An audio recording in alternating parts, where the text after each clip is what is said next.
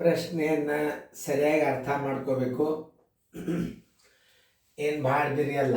ರೂಪಾಯಿ 15ಕ್ಕೆ 6 ಚೆಂಡು. ಹೆಂಗಿದು ಪ್ರಶ್ನೆಯನ್ನು ಅರ್ಥ ಮಾಡ್ಕೋಬೇಕಂದ್ರೆ ಅಲ್ಲೇ ವಸ್ತುಗಳ ಬೆಲೆ ಕೇಳ್ಯಾರ. ವಸ್ತುಗಳು ಚೆಂಡು ಎಷ್ಟು? 6 ಚೆಂಡಿಗೆ 15 ರೂಪಾಯಿ. ಆಮೇಲೆ 5 ಗೊಂಬಿಗೆ 15 ರೂಪಾಯಿ. ಹಿಂಗೆ ಅರ್ಥ ಮಾಡ್ಕೋಬೇಕು. 5 ಗೊಂಬಿಗೆ ಏನು ಕೇಳ್ಯಾನ? 10-18 ಚೆಂಡುಗಳ ಬೆಲೆ ಕೇಳ್ಯಾನ. 6 ಚೆಂಡಿಗೆ 15 ರೂಪಾಯಿ, 5 ಗೊಂಬಿಗೆ 15 ರೂಪಾಯಿ. ಇಷ್ಟು ತಿಳ್ಕೊಂಡ್ಬಿಟ್ರೆ ಉತ್ತರ ಬಂದ್ಬಿಡ್ತದೆ. ಮಾಡ್ರಿ, ಚೆನ್ನಾಗಿ ಸರಿಯಾಗಿ ತಿಳ್ಕೊಂಡು ಮಾಡ್ಬೇಕಷ್ಟೇ. ಭಾಳ ಸರಳ ಲೆಕ್ಕಗಳೆಲ್ಲ ಇವು ನಮ್ಮದಾಗ. ವಿಚಾರ ಮಾಡೋದು ಲೆಕ್ಕ ಇರ್ತಾವೆ. ಏನು ಮೊದಲು 18 ಚೆಂಡುಗಳ ಬೆಲೆ ತಕ್ಕೋರಿ. 6 ಚೆಂಡುಗಳ ಬೆಲೆ ಬರೋಬರಿ 6 ಚೆಂಡುಗಳ ಬೆಲೆ ಬರೋಬರಿ 6 ಚೆಂಡುಗಳ ಬೆಲೆ ಬರೋಬರಿ 15 ರೂಪಾಯಿ. ಆದ್ರೆ ಎಷ್ಟು? 18 ಚೆಂಡುಗಳ ಬೆಲೆ.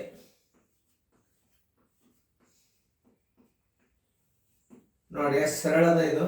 ಬಾಯಲೇನೆ ಮಾಡ್ಬೋದು ನೀವು ಇದನ್ನು. 18 ಗುಂಡ್ಲೆ 15 ಸರಾಸರಿ ಬೆಲೆ 6. ಇದರ ಎಷ್ಟು ಪಟ್ಟದ? ಇದು 3 ಪಟ್ಟದ. ಅಂದ್ರೆ 15ಕ್ಕೆ 3 ಗುಣಾಕಾರ ಮಾಡಿ. ನಿಮಗೊಂದು ನಾವೊಂದು ವೇಗದ ಗಣಿತದಾಗ ಹೇಳಿದ್ದೆ ನಾವು. ನೋಡ್ರಲ್ಲೇ 5 ಬೊಂಬೆಗಳ ಬೆಲೆ 10 ಬೊಂಬೆಗಳ 18 ಚೆಂಡುಗಳ ಬೆಲೆ. ಈಗ ನೋಡ್ರಿ 6 ಚೆಂಡುಗಳನ್ನ 3 ಪಟ್ಟು ಆಗ್ತಿದ್ದು.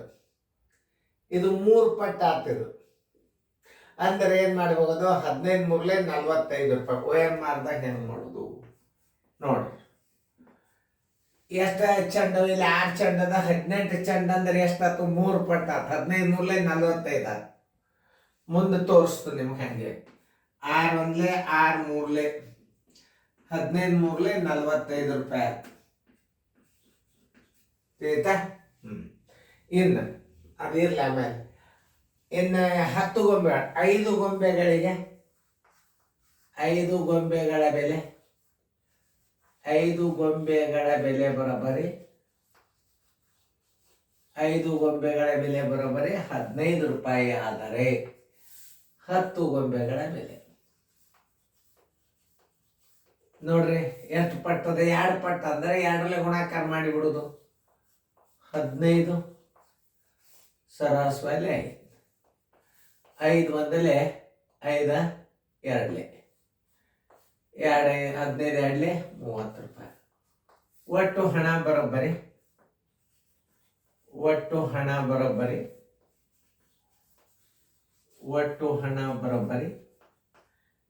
45 ಪ್ಲಸ್ 30 45 ಪ್ಲಸ್ 30 ಬರೋಬ್ಬರಿ 75 ರೂಪಾಯಿ.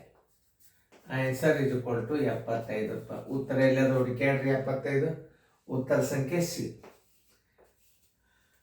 ಇನ್ನು ಬಾಯಲ್ಲಿ ನಿಮ್ಗೆ ಹೇಳಿದ್ದೆ ಎಷ್ಟು ಪಟ್ಟ ಚೆಂಡು ಎಷ್ಟದ? 6 ಅದ. ಎಷ್ಟು ಪಟ್ಟದ? 3 ಪಟ್ಟದ. 15 ಮೂರ್ಲೆ 45 ನೋಡ್ರಿ. ಈಗ 5 ಗೊಂಬೆ ಎಷ್ಟು ಪಟ್ಟದ? 2 ಪಟ್ಟದ. 15 2ಲೆ ಎಷ್ಟು? 30. OMRದಾಗ 45 1 30 75 ರೂಪಾಯಿ. ನೋಡ್ರಿ, ಇದನ್ನ ನಾನು ನಿಮಗೆ ವೇಗವಾಗಿ ಹೆಂಗ ಪಟ್ಟಗಳ ಲೆಕ್ಕಗಳನ್ನು ನಿಮಗೆ ನಾ ಹೇಳಿದೆ.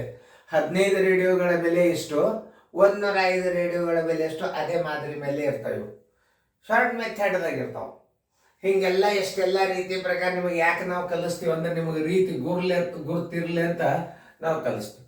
ಆಮೇಲೆ ಇನ್ನೊಂದು, ವಸ್ತುಗಳು ಎಷ್ಟು ಪಟ್ಟವ ಅನ್ನೋದು ನೀವು ತಿಳ್ಕೊಬೇಕು. ಮೊದಲು ವಸ್ತುಗಳ ಪಟ್ಟು ಅಂದ್ರೆ ಎಷ್ಟು ಪಟ್ಟದ? 6 ಚೆಂಡು ಅಂದ್ರೆ ಎಷ್ಟು ಪಟ್ಟಾತು? 3 ಪಟ್ಟಾತು. ನೋಡ್ರಿ, ಹಿಂಗೂ ತಿಳ್ಕೊಬಹುದು ನೀವು. ಹೆಂಗ ವೇಗವಾಗಿ ಮಾಡುದ? 6 ಚೆಂಡದ 18 ಚೆಂಡ 3 ಪಟ್ಟಾತು. 15 ಮೂರ್ಲೆ 45 ಇಟ್ಕೋರಿ. 5 ಬೊಂಬೆ ಅಂದ್ರೆ 10 ಬೊಂಬೆ ಅಂದ್ರೆ 2 ಪಟ್ಟಾತು. 15 2ಲೆ 30 ಇಟ್ಕೋರಿ. 45 30 75. ಯಾಕಂದ್ರೆ ವೇಗದ ಗಣಿತದೊಳಗೆ ನಾ ಯಾಕಂತಾವ್ ಹಾಕಿದ್ದಂದ್ರೆ ಇವೇ ಮಾದರಿ ಮೇಲೆ ನಾನು ನಮ್ಮದೇ ಆದಂತ ಸೀರಿಯಲ್ ಇದು ತಿಳ್ಕೊರಿ. ಎಷ್ಟು ಬಾಯಲ್ಲೇನೆ ಮಾಡ್ಬೋದು. ಉತ್ತರ ಸಂಖ್ಯೆ ಸಿ.